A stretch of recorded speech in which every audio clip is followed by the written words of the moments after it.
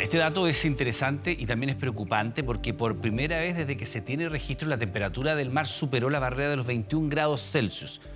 ¿Qué significa? ¿Qué implicancias tiene? Estamos junto a Marcelo Lagos, por supuesto, para analizar este fenómeno. Marcelo, primero que nada, buenas noches. Buenas noches, Iván. Claramente, el cambio climático y particularmente la emergencia climática nuevamente hacen noticia porque el mes de abril supera todos los récords. Desde los 80 que NOAA, ¿cierto?, viene monitoreando la temperatura del océano global con boyas, con barcos, con satélites, etcétera. Y hoy día ciertamente hemos alcanzado 21.1 grados Celsius entre los 60 grados de latitud norte y 60 grados de latitud sur, dejando fuera los polos, y eso nunca antes había sido registrado. Por ejemplo, si vemos un ejemplo en las temperaturas que teníamos el 1 de abril de 2022 en un contexto de la Niña, ciertamente, este fenómeno sí, que afectó por 3 años a todo el mundo y que hoy día estamos en una etapa neutra, lo comparamos con el 1 de abril de 2023 y claramente la anomalía de temperatura en algunas partes incluso supera los 4, 6 grados Celsius en comparación con lo que se sabe entre los 70 y los años 2000. Evidentemente, perdón Marcelo, para que la gente también lo interprete bien en su casa, los tonos más bien tendientes al rojizo son aquellas anomalías de temperatura de la cual tú estás haciendo Los colores más cálidos implican una anomalía positiva, los colores más fríos una anomalía negativa. Hasta los 80 generalmente la anomalía era negativa, pero desde los 80 en adelante esto ha ido cambiando y siempre ha sido positiva. El mar, recuerden que el océano es un regulador de las temperaturas y tiene una serie de influencias evidentemente en el día a día de lo humano y no humano. Bueno, decíamos al arranque, por supuesto, de este segmento, Marcelo, que es histórico por el dato, pero también queremos saber cuáles son las implicancias que tiene. Lo vemos en el siguiente informe y seguimos con Marcelo Lagos. Como un terreno desconocido y una frontera que nunca antes se había sobrepasado. Así se han referido científicos y meteorólogos internacionales al alza sin precedentes en la temperatura de los océanos. Fue el NOAA, la Administración Nacional Oceánica y Atmosférica de Estados Unidos, la que notificó de la alarmante cifra. Este mes de abril la temperatura media de los mares a nivel global ha alcanzado los 21,1 grados Celsius, la más alta desde que comenzaron los registros hace ya 40 años. La temperatura superficial del mar presenta variaciones.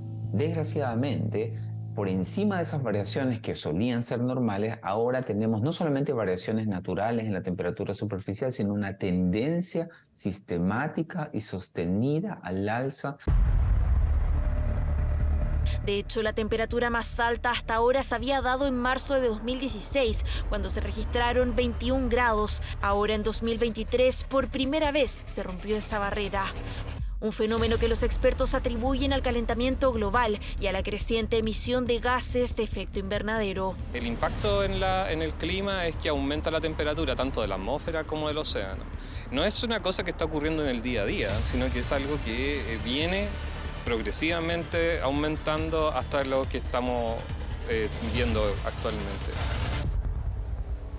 Sumado a esto, este aumento se relaciona con el término de la inusual larga presencia del fenómeno de la Niña en los últimos 3 años, que tuvo un efecto moderador en las temperaturas, uno que ahora se pronostica será reemplazado por el Niño. ¿Qué significa y cómo afecta esto al clima? Cuando está la Niña, la temperatura no es tan alta. Cuando está el Niño, las temperaturas son muy altas. Cuando está la Niña, tenemos una tendencia a la sequía en la zona central. Cuando está el Niño, las precipitaciones solían ser por encima de valores típicos. Es más, se espera que esta temporada el Niño se presente con intensidad, por lo que en 2023 y 2024 nuestra región experimentaría temperaturas récord, tal como ha ocurrido los últimos meses en nuestro país. Eso sí, los especialistas advierten que en un mundo cada vez más cálido, el usual aumento de las lluvias que trae este fenómeno podría tener menos efecto. Si no estuviéramos en una situación de cambio climático global, de calentamiento, quizás eso sería súper buenas noticias para nosotros. Significarían lluvias, salir de esta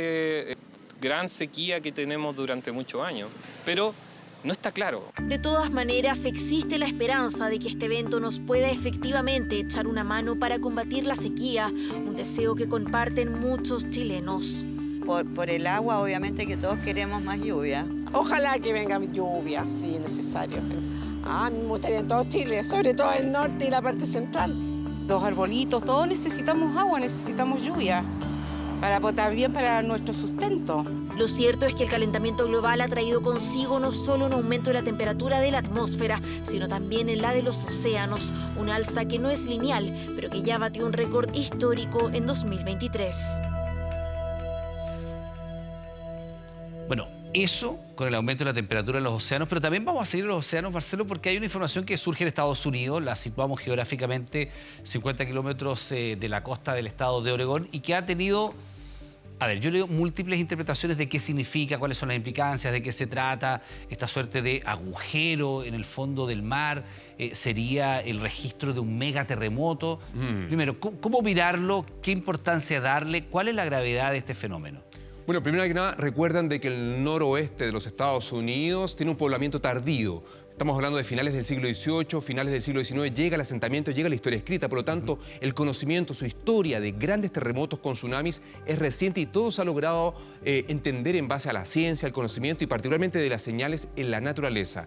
Y justamente el oasis de Pitia, que es esto que se localiza, es una filtración en el fondo marino, ¿cierto? Que está más o menos a unos 80 kilómetros mar adentro, ciertamente en la placa de Cascadia, ciertamente aquí... Disculpa, ¿no es un agujero? No, son unos pocos centímetros, son filtraciones en las profundidades. Son pocos centímetros. Claro, en las profundidades se producen gases, agua, y esto avanza ciertamente por fallas. ¿Y rompe? Y al llegar al fondo del mar... Al lecho del... Claro, al fondo marino, es una filtración. Rompe. Una filtración. No, claro, siempre han existido. En rigor, este oasis de Pitia existe, lo descubrieron oceanógrafos de la Universidad de Washington en Seattle el año 2014. En 2015 se tomaron las mediciones y una publicación científica recientemente publicada ha hecho noticias sobre la posibilidad de que al entender más sobre estas filtraciones se podría entender cómo esto influye en los procesos de acumulación de energía en una zona que está esperando un terremoto importante desde el año 1700. Ya, eso es interesante de conversar porque efectivamente hay una parte de Estados Unidos, la falla de San Andrés en principio, que es la parte baja de Estados Unidos, donde hay información sobre, y hay registros sobre terremotos, megaterremotos y efectivamente hay más o menos claridad científica sobre aquello. Tú nos has explicado muchas veces y lo hemos ido aprendiendo muchas veces. No se puede predecir, se puede ver hacia atrás lo que ha ocurrido y en función de aquello proyectar lo que podría ocurrir. En la parte más alta de Estados Unidos, claro, si tú quieres. Aquí no hay mucha información. ¿Y podría ser esto el registro de un megaterremoto ocurrido en el pasado? No. O sea, se sabe ya. Aquí se sabe que cuando no vivían ellos y solamente estaban los pueblos originarios de Norteamérica, correcto, ocurrió en enero del año 1700 un gran terremoto tan grande como el de 1960 en Chile con tsunami. Han pasado ya más de 3 siglos y ellos están esperando un evento muy grande, probablemente parecido. Y todo eso se ha comprendido en base a evidencia en Japón, en base a evidencias de la naturaleza y evidentemente el descubrimiento de estas filtraciones bajo el océano, evidentemente son elementos que contribuyen a entender mejor cómo se está acumulando la energía, si esto tiene algún tipo de conexión con el acoplamiento y la energía que se tiene que liberar en cualquier minuto. La verdad es que hoy día la ciencia de la recurrencia de terremotos es joven y por lo tanto el terremoto aquí podría ocurrir hoy día como en algunos siglos más. Lo que sí es que cada día que pasa es más probable que ocurra y este conocimiento hoy día revela y pone sobre la mesa ciertamente un tema que no podemos olvidar. Los terremotos, en este caso en zonas de subducción con tsunamis, siempre están latentes. Marcelo Lagos, como siempre, muchas gracias por estar con nosotros. Que tengas una buena noche. Buenas noches, Iván.